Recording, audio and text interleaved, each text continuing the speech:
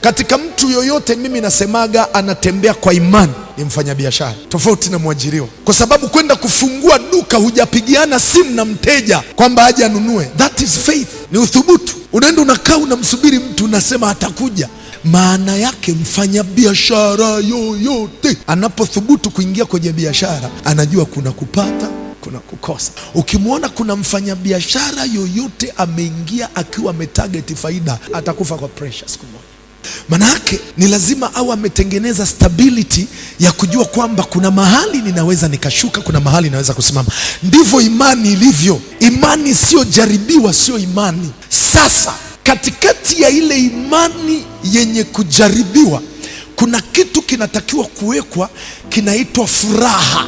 Hii furaha inatakiwa kuwa furaha ya ndani ambayo itakuwa ina hype utu wako wa ndani kuendelea kuamini hata kama kuna magumu yanatokea, unaamini hata kama hujajibiwa, unaamini hata kama wateja wako waliokuahidi kwa habari ya tenda na haujapata tenda, bado unaamini kwamba nitapata. Hukati tamaa, unajua kwamba